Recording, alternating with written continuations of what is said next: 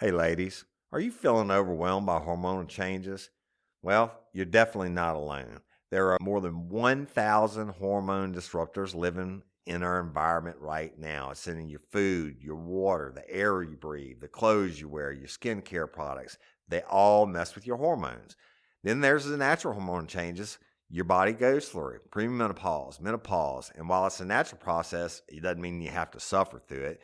The good news is you don't have to suffer through it anymore because now you have Hormone Harmony, a formula made only with herbal ingredients that are shown to reduce hormonal symptoms in women of all ages. Hormone Harmony is not just a hormone supporting supplement, it's become a phenomenon. Women can't stop talking about it on social media. A bottle of Hormone Harmony is sold every 24 seconds. And the biggest benefit? Well, my wife says it makes her feel like her own self again. And that's what women mention over and over in the reviews. And there are over 30,000 reviews for Hormone Harmony. And for a limited time, you can get 15% off your entire first order at happymammoth.com. Just use code RLRC at checkout. That's happymammoth.com and use code RLRC for 15% off today. That's happymammoth.com and use code RLRC.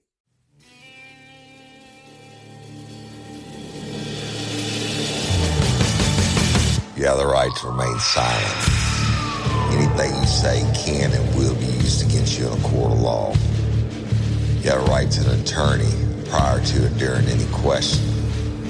If you can't afford one, the court will appoint one for you. Do you understand your rights? When the wolf is at your door, your running's over, that's for sure. He already knows all about you. Cut you down, no matter by you. Now you better walk the line. Real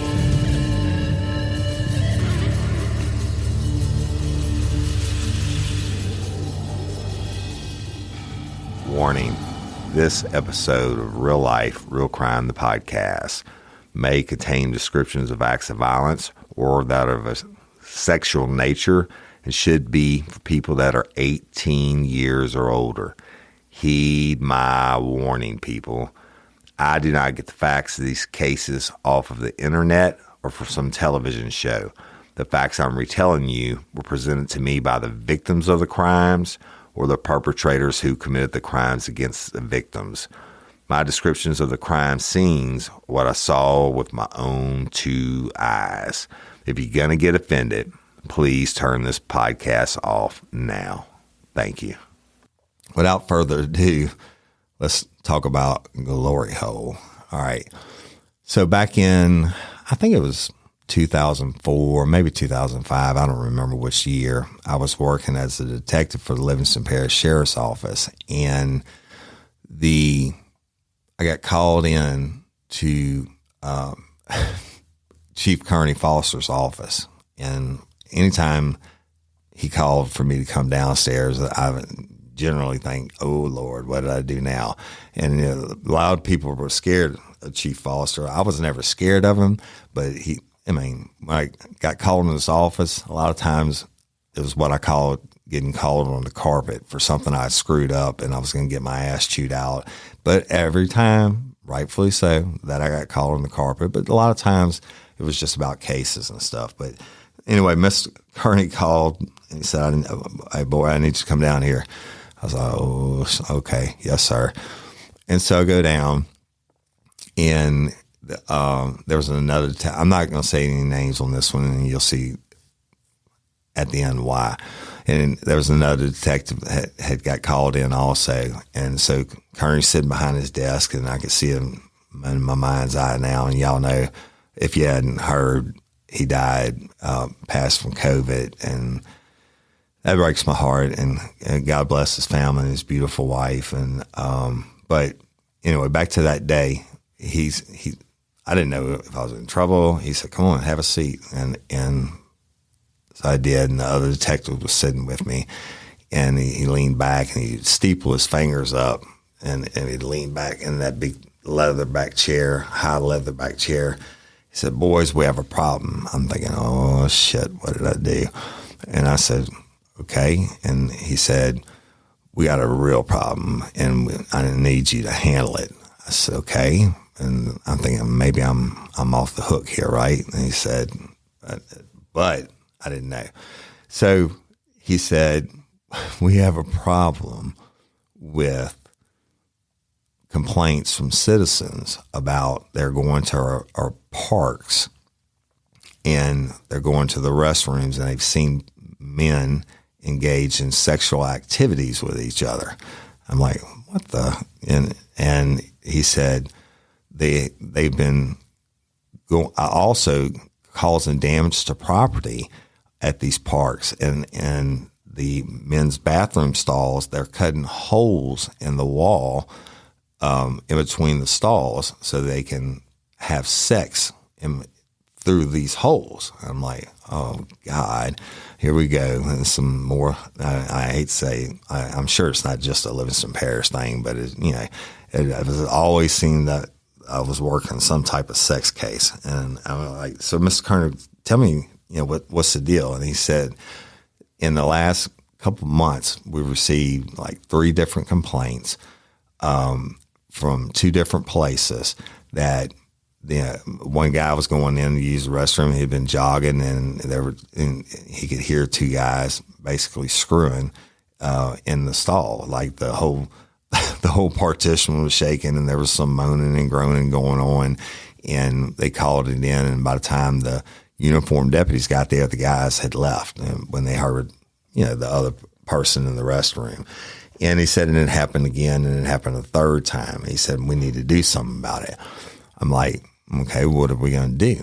And he said, well, I want you to go out there undercover and set them up. I'm like, okay, what do you, I'm kind of at a loss. I'm like, how you want me to set them up? He said, I want one of y'all to go undercover, mic yourself up, and go in one of these stalls and see if somebody comes to solicit sex from you. I'm thinking, oh God, here we go. I can only imagine what kind of shit show this is going to be. He said, he gave me the locations, and he said, go out, do some reconnaissance on it, and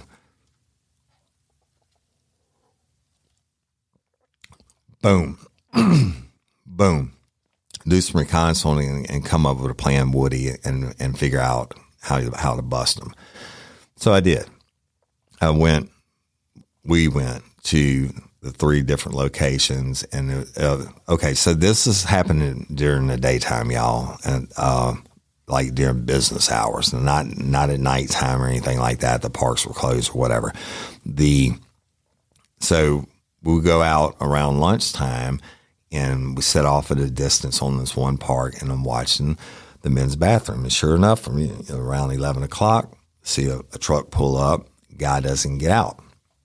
And then a few minutes later, another truck comes cruising by, and then he came back cruising by and saw the guy sitting in his truck. The guy gets out. He goes in. As soon as he goes in, the guy that was waiting in his truck gets out and goes in behind him. And they're in there for like 15, 20 minutes. And then they both come out and they leave and go their separate way. And I'm like, well, that's probably what they're talking about. So I go in and look at the stalls, and sure enough, there was, you open the door to the stall. It was a 2-stall bathroom. You had the urinals on the wall. Across from it, a 2-stall bathroom, and the door swinging inward, and you can lock it from the inside. When you open the door, you can see there is a hole in between. If you were sitting down on the toilet, it'd be almost at your face. We'll put it like that, okay? And I'm like, holy shit, is this really a thing? I mean, I'm not bashing people for, being heterosexual or gay or whatever. That's not my jam, right? But these people strangers having sex in a bathroom, that kind of threw me for a loop. So I went to the next one, and again, same type of thing. We saw numerous people coming and going on this one.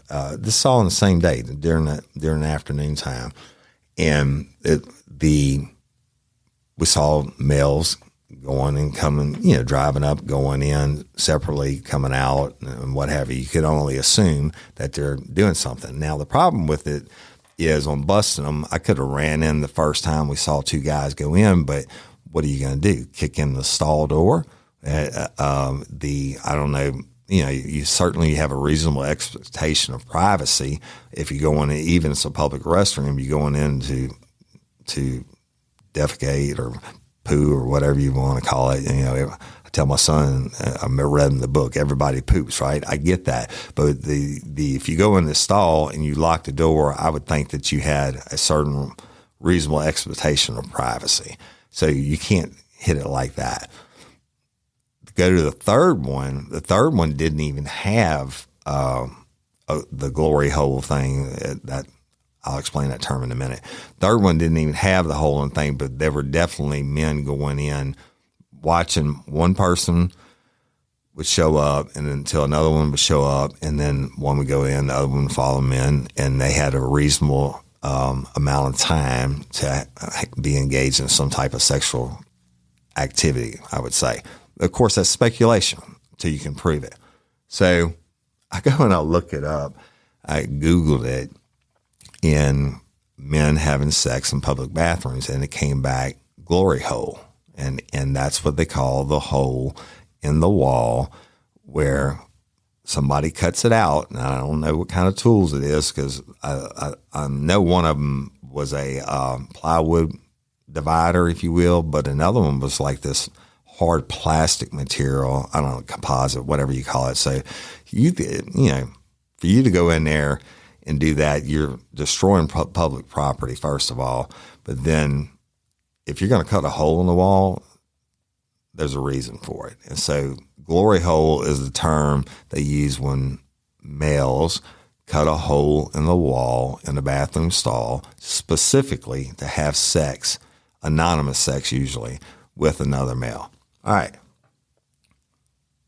I'm educated now, right? I know what a glory hole is. Now I had to get the plan together.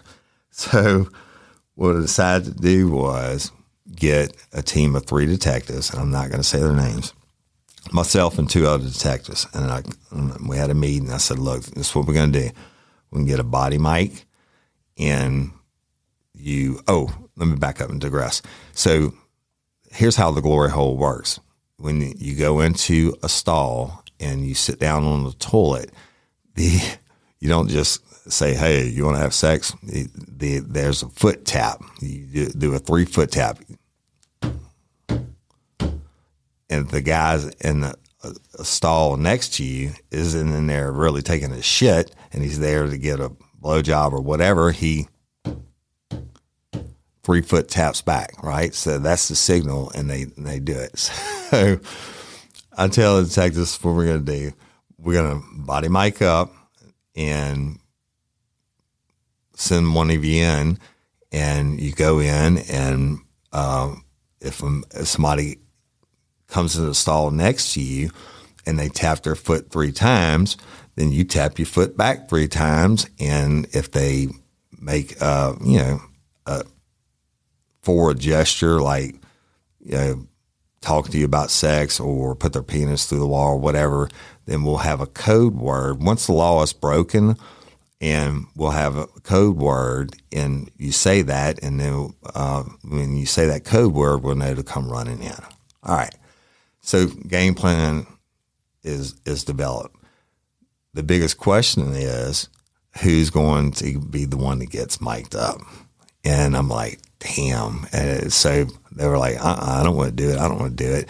I said, why don't we draw straws for her to pick a number or something? So we actually ended up doing rock, paper, scissors. And guess what? I lost.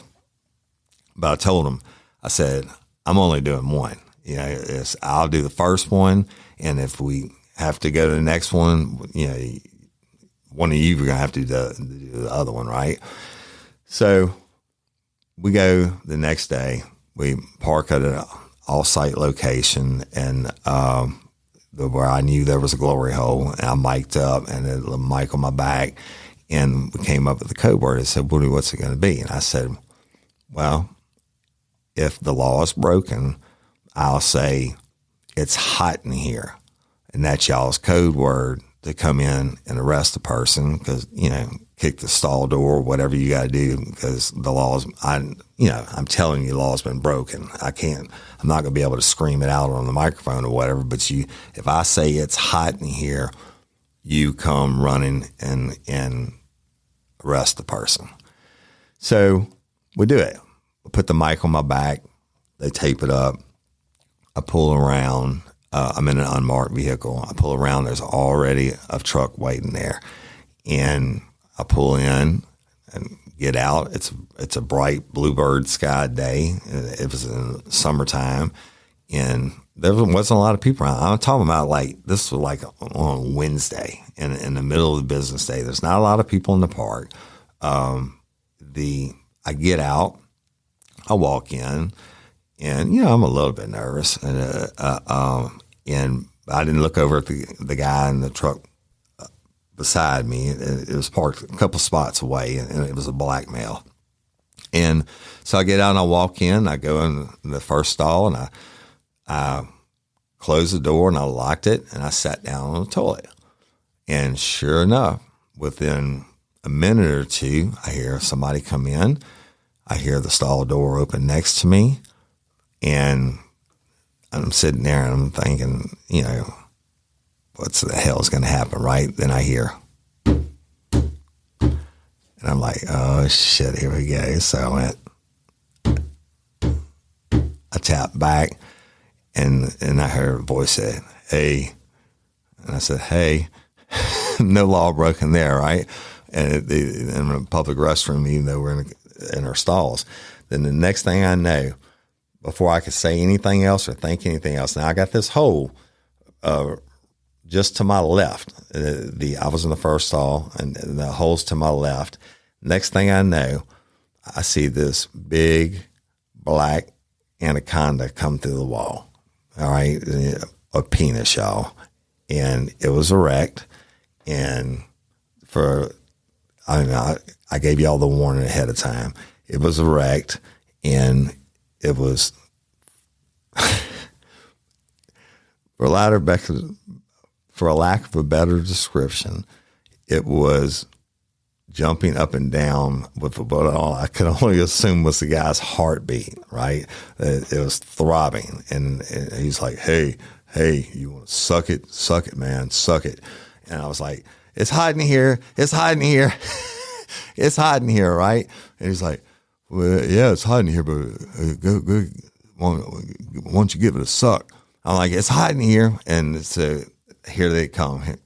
Those two detectives come running in, and I told them I was going to be in the first stall. They kicked the door on the second stall, pulled the guy out, his erect penis and everything, and they put him against the wall and tell him to pull his pants up and cuff him and stuff him. And we get a uniformed patrol guy to come over and pick him up and take him to the jail. We'll worry about him. We'll book him later, right? But hey, this is a serious felony charge, obscenity at the very worst. I mean, at the very least, which, you get convicted of that, you have to register as a sex offender, and your life is screwed for the rest of your life. Everywhere you go to live, you have to mail out the notices. You got to, you listed as a sex offender on the Louisiana Sex Offender Registry. It's just bad shit. Okay. So great arrest. Chief Foster's got to be happy about that one, right? So we leave that location. We go to the next one. Hey, y'all, let me tell you about Gobble. All Gobble meal kits are pre-prepped. That means less work for you and less waste in your kitchen.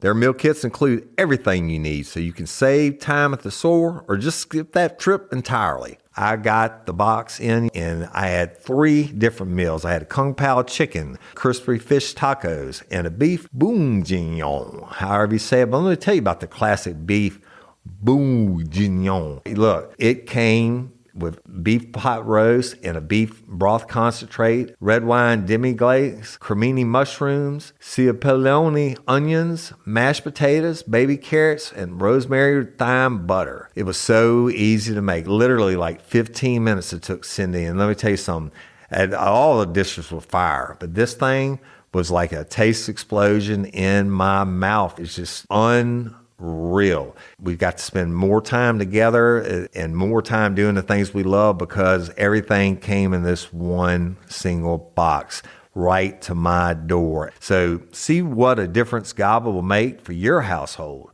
Right now, they're offering my listeners a fantastic limited time deal. You get $120 off across 4 boxes plus free shipping and free cookies. And let me tell you, those cookies, I ate one that was sin-baked and it was delicious. Go to gobble.com/real life. That's GOBBLE.com/real life for $120 off your first 4 boxes. This offer is not available on the home site, so don't miss out. This is genius. It's taste explosions in your mouth like you never had. Spark something uncommon this holiday with just the right gift from Uncommon Goods.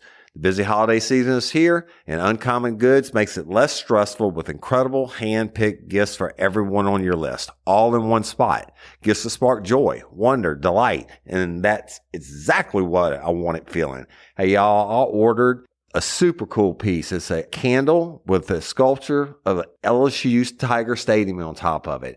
And each officially licensed laser cut wooden replica features up to 4 layers of detail, creating a bird's eye view of a specific football field, seating section, and more. And every label includes your stadium's name, the team's logo, and school location. And it has a coconut, soy, vegan wax infused with sandalwood smell that creates tailgates and touchdown scent profile, reminiscent of game day. It's invigorating like fresh cut grass and nostalgic like smoke from a pre-game grill, and calming like the crisp autumn air of a new semester on campus. Y'all, I love it. I have it at the base of my TV, and I'm ready to watch the Tigers play on Saturday night, right? Uncommon Goods. Look, when you shop at Uncommon Goods, you're supporting artists and small independent businesses. And many of their handcrafted products are made in small batches. So shop now before they sell out this holiday season. Uncommon Goods looks for products that are high quality, unique, and often handmade or made in the U.S. They have the most meaningful, out of the ordinary gifts anywhere. They even have gifts you can personalize. From holiday hosts and hostess gift to the coolest finds for kids to hits for everyone from the book lovers to diehard sports fans. Uncommon Goods has something for everyone, not the same old selections you can just find anywhere. And with every purchase you make at Uncommon Goods, they give $1 to a nonprofit partner of your choice. They've donated more than $3 million to date. So to get 15% off your next gift, go to uncommongoods.com/RLRC. That's uncommongoods.com/RLRC for 15% off. Don't miss out on this limited time offer. Uncommon Goods, we're all out of the ordinary.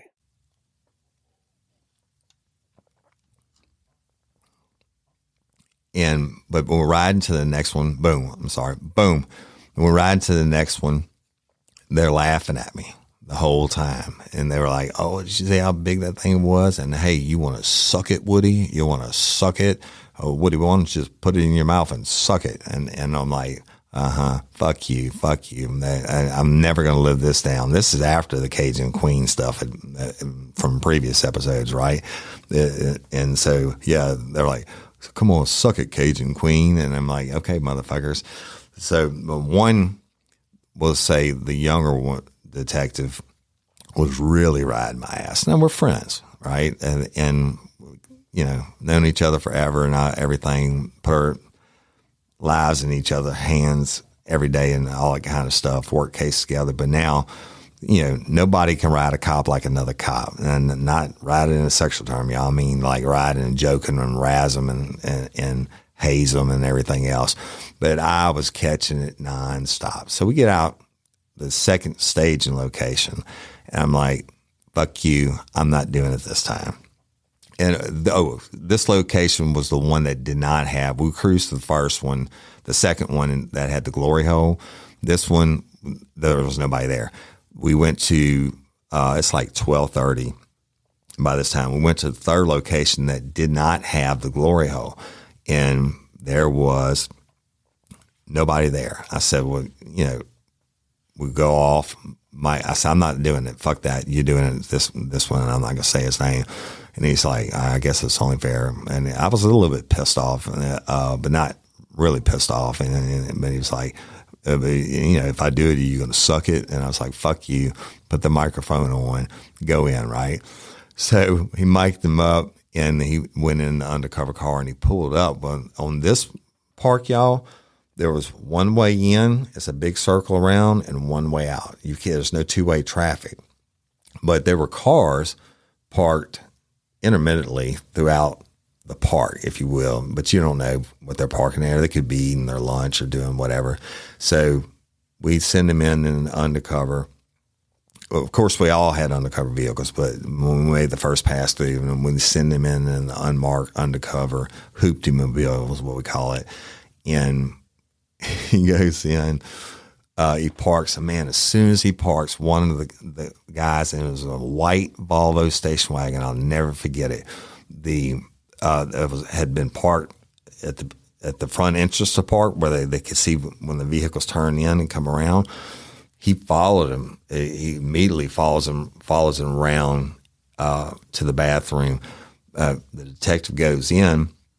And he didn't realize this guy was this close. And the detective goes in to the restroom. This white Volvo station wagon comes in, skidding in sideways like Bo and Luke do.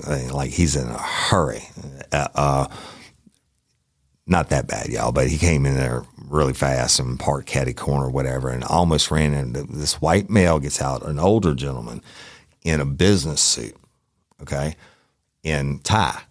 And he goes in the bathroom. Well, the detective had gone in and he went to the first urinal not because of the plan, but because he had to urinate. So he's actually urinating when this guy comes into the bathroom, and the guy comes straight over to him and looks down on the detective while he's urinating and says, "Hey, that's nice, man. That's nice."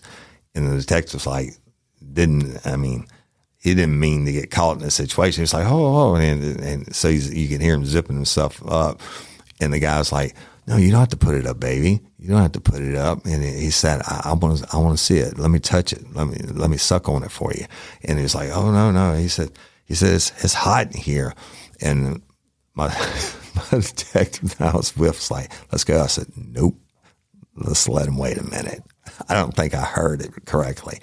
And so you get the guy's proposition totally. He's like, no, man, I told you not to put up. Look, I'll take mine out. And you could hear the pants unzip, and you could hear him masturbating. And the detective's going, it's hot in here. It's hot in here. And my buddy's going, man, Woody, we got to go. I said, nope, you give it a second. And he's like, it's hot in here. And I said, all right, let's go. So we go in, and you still hear him going, it's hot in here. It's hot in here. We enter the bathroom. When you enter the bathroom, 2 stalls on the left, 2 urinals on the right, and there's a dead space on the brick wall in the back. The detective has his back against the wall. The guy in the suit is in front of him with his pants down, masturbating on him. And I was like, holy shit. So we grab him, slam him against the wall, pat frisked him down, had him pull his own pants up, and then handcuff him, right? And say, you're under arrest. Actually, by waiting a second, I got a better charge because it would have been just obscenity had he been masturbating. But the very fact that he was masturbating and he actually touched the detective with his penis made it a sexual battery charge, which is even better. And look, so we cuffed him up, and that detective was so fucking mad at me. And I mean, he was like fighting mad. He's red in the face. He said, you son of a bitch. Yeah. I said, it's hiding here. It's hiding here. I said, yeah, but, you asked me Did I want to suck it again? That was my way of getting the back at him. I probably shouldn't have done it. But so we get another unit, take the guy to jail, go to jail, do the paperwork and everything. And hey, my buddy won't even talk to me. I mean, he's got the real case of the red ass. But hey, we got a better charge now because he actually touched him with his penis. And he said, and I was like, man, fuck, why didn't you pull your pistol and arrest him? And he said, because I would have had to slide down in front of him when he's on top of me masturbating and get my pistol out of my ankle holster. And he said, I wasn't going to do that. And he said, I mean, he called me everything but a child of God, and rightfully so. But, detectives getting back at detectives. I thought it was pretty funny until I got back to my office and the phone rings and I answer it. Detective Overton, he said, come down to my office. It was Chief Foster. I was like, oh, fuck. And this time there was no doubt I was getting called on the red carpet. So I took that long walk down that staircase, walked down the hallway. I walk in, and Miss Jackie Lockhart was his secretary, and she looked at me, and she had his outer office, his desk in the old courthouse, and she looked at me and she just started shaking her head. It's like, she knew, evidently she had heard what had gone on, and she was shaking her head like, oh, your ass is in a crack this time. So I go in, and Mr. Kearney said, shut the door. And I shut the door, and he said, come here. And I went to sit down. He said, no, don't sit down. He said, what in the fuck were you doing? I said, what are you talking about, Mr. Kearney? He said, you know what I'm talking about? I mean, you delayed on going in when he gave the code word, and why did you do that? And I told him, be honest with you, Mr. Kearney, because I don't lie to you. You know that. I said I was a little pissed off on the first time when they kept razzing me about, or he kept razzing me about, you want to suck it? Come on, man, suck it. And he kept asking me, what are you going to suck it, et cetera. I said, you know what? I should have been a bigger person. I should have gone in when I've heard the first it's hot in here. He said, you damn right you should have. He could have been armed and da-da-da-da. And y'all, he is 100,000% correct. And I should have done it and shouldn't have waited, but it was funny as fuck, and I'm still laughing about it to this day, other than the fact that Mr. Kearney chewed my ass up and down, and it was like, I mean, he was furious.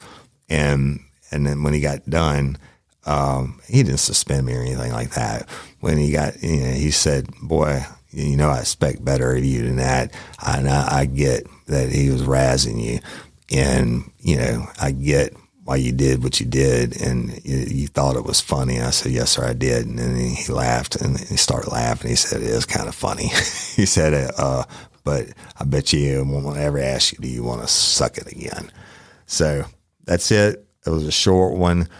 I know it was dirty, but I just want to give y'all something this week. Now, this is my busiest week of the year.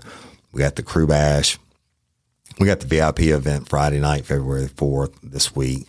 And the Crew Bash is Saturday night. So, I got Courtney Coco's case in Alexandria. I'm going to be in court for on Monday. So, and we're in the middle of all this transition. And so everything is being redone and brand new. I just wanted to drop y'all a quick little episode. Hopefully I made you laugh. I just was thinking about it last night, and how can I give you a little something without not giving you anything? So hope you enjoyed it, and I'll conclude this episode of Glory Hole. Now, I'll talk to you about the Crew Bash in Lopa. Really important, y'all. Friday night, the VIP event is at the Basin. You can go online because we opened up a few more ticket sales for it. I don't know when you're hearing this if they'll be there or not. Probably not. But if you want to come Friday night, it's from 7 o'clock until 2 o'clock till they kick us out. Private event. Nobody else will be allowed in but VIPs. It's $20. Okay. Now we sold out the the original allotment of VIPs, which included the VIP event and the early entry into the show Saturday nights. But because it's such a big venue, we added a few more. And I had a lot of lifers that were saying, "Hey, Woody, I can't make it Saturday night, but I'd like to come Friday night to the VIP event." So those are $20 a piece on eventbrite.com. Check and see if they're still there. If you want to come, this is what's going to happen. I'm going to show up. I'm going to sign autographs, take pictures with everybody, and spend my time with you, right? It's not like at the live on Saturday night. If you're in the crowd, certainly when I get done with my show and Chase Tyler Band takes the stage, I'm going to be up there signing autographs and taking pictures as long as I can, but I won't get to spend as much time as I will with you on Friday night. But Friday night, I'm going to take my time with every single person that's there. That's why we limit the number. And then we're going to have a DJ because we have Chase Tyler live Saturday night. And once I get done doing the pictures and the autographs and all that, I am right there in the middle of the crowd with you all night long. We're going to drink, we're going to party, we're going to dance, we're going to have a good time. And so it really is a VIP experience. But y'all are very important people to me anyway, if you can make it or you can't. But this last year we did it. We have lifers coming in from all over the United States for this, right? We sold out the Hilton already downtown just on that alone. So last year we did it unannounced, just for the people that were coming in from out of town, and I had a room for 4 hours at another place, and it was a great success. And I got to sign autographs, and then we threw down, but only for 4 hours. This time, you get it for the whole night until they kick us out, and we'll probably stumble back to the hotel together. Or if you need an Uber, we'll get you one home, whatever. But that same night, only that night, we're going to have Captain Calvin Duvall's Cajun Charters, had a custom-built fishing rod donated to him by one of his sponsors for his charter company. Captain Duvall then went out and spent his own money on a high-dollar fishing reel, the same ones he uses on his charter boat. And I'm telling you, it's top-of-line first class, y'all. And then he even went further and spent the money on he spooled it himself with the fishing line. And that fishing line, if you don't know anything about braided fishing line, it's expensive. So it's like a $700 deal. At the VIP, we're going to sell tickets for $1 a piece for a chance to win that custom-built fishing rod and the reel that Captain Duvall put on it, and it's totally rigged up to fish. So you have to be there for that to win that one. $1 a piece, and we'll announce the winner at the end of the night, and the poll will be there, and they'll get it. But Lopa raffle, y'all. Last year we raised $8,000 for them, and we had Captain Duvall's Cajun Charter donated a fishing trip, guided fishing trip with me. Real Life, Real Crime donated the hotel room at the marina for the winter. Jim Chapman of Local Leaders Podcast donated a $600 Yeti ice chest for the winter to take their fish home in. And then Miss Tiffany Seacard with Home Key Mortgage donated another Yeti ice chest, which was a separate drawing. Now, this year, we've taken that through the roof. And y'all have heard my episodes already on it. Macklar Whitetail Adventures donated a 4-day guided turkey hunt and a 4-day guided whitetail hunt. That's like $16,000 alone, y'all, for those two. Then Jim Chapman of Local Leaders Podcast donated a full podcast. And like he said, that's the production and the promotion across all the social media and everything else, and the business owner getting to tell their story, right? When Jim Chapman puts the human face on business owners, and he's had phenomenal success.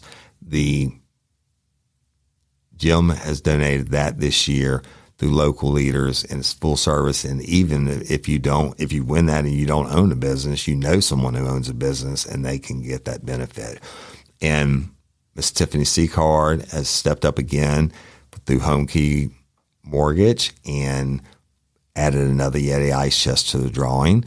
Then Ms. Peg Courtney with Adele Spa has donated a $500 gift certificate. Susan has donated this humongous quilt, and y'all go look it up on social media. I'm gonna forget somebody has donated the quilt. The Southern Boutique out of Livingston has donated a total of $400 worth of prizes. Grainworks has donated a custom built charcuterie board. There'll never be another one like it in the history of the world. And again, Captain Duvall's Cajun Charters donated another guided fishing trip out of Delacroix. Y'all, it's a plethora of prizes. And if I've left anybody out, then I apologize. But go look on our social media. It's $10. It's $15 for one ticket, and it's $10 if you get 10 tickets. And it's all electronic now. You go to any of our social media and you see the QR code, scan it, put in your information. It's all totally secure. You can submit your payment, and then your name and the amount of tickets you bought is entered into the computer system that we're using for the drawing. And so there's no physical tickets that you have to worry about. You don't have to be present to win. And live on stage at the Crew Bash, we're going to get the sponsors up there, and we're going to have Miss Lori Steele with LOPA, Louisiana Organ Procurement Agency, draw for the winner. And then we will present the check of however much we've raised through these donations and through y'all buying the raffle tickets. We'll present that to LOPA. And that's the Louisiana Organ Procurement Agency, y'all, and they save lives every day. It's a nonprofit. It's my baby. So look it up if you would and buy a ticket. I mean, you get, for $15, a chance to win over $20,000 in prizes. If you buy 10 tickets, you get 10 chances. You might win all the prizes. I mean, who knows? The luck of the draw. But it's important. And I appreciate y'all for doing that and share that. And if you know somebody that likes to hunt or fish or likes a quilt or has a business that wants a chance of winning the podcast or wants a Yeti ice chest or a custom-made charcuterie board or whatever, let them know. All 100% of this goes to LOPA, y'all. 100% of the proceeds go to LOPA. And these people have given generously, donated generously these prizes. Let's blow it up for LOPA. Let's, help save lives, okay?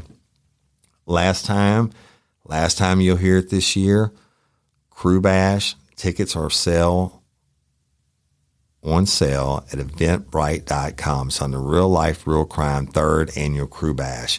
That night, Saturday, February 5th, is my 52nd birthday. More importantly, it's the 3rd birthday of Real Life, Real Crime, the podcast. And y'all, I love all you lifers.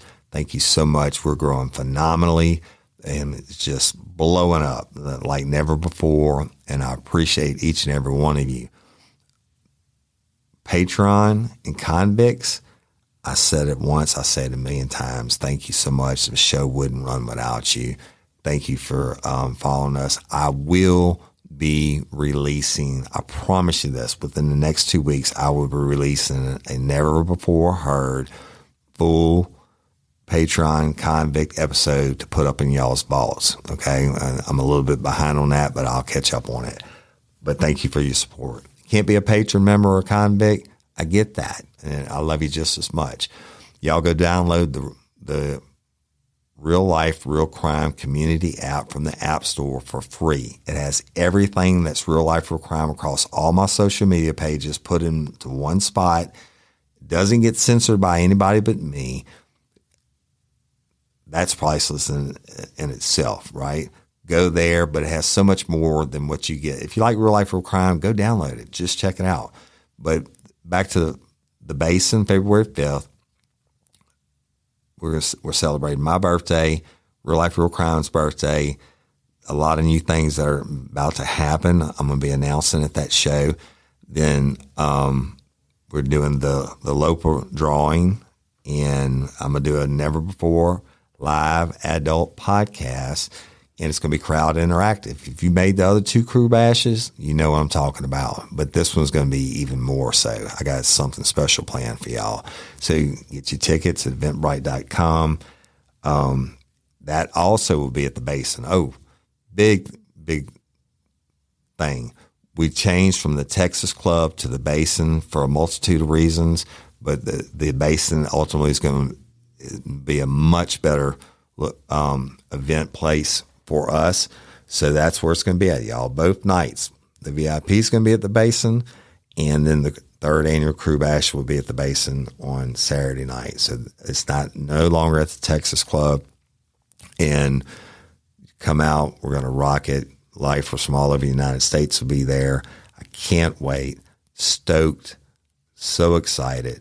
I'm so excited about everything Real Life, Real Crime. And I can't wait till next week when you get to hear all the new good stuff. And be a hero if you're an organ donor, if you're a lifer from Okinawa, Japan. And you don't have to be from Louisiana. You want to sign up to be an organ donor, go to lopa.org, and it takes like 2 minutes, y'all. Fill it out, give the gift of life, be a hero. And I'm Woody Overton, your host of Real Life, Real Crime, the podcast. Until next time or ever, don't let me catch you down on Murder Bayou. Peace.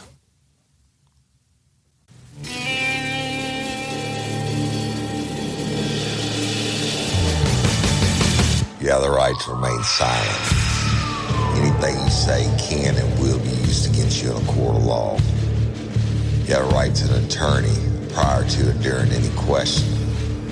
If you can't afford one, the court will appoint one for you. Do you understand your rights? When the wolf is at your door, you running's over, that's for sure. He already knows all about you. Cut you down on Murder Bayou. Now you better walk the line. Real life, real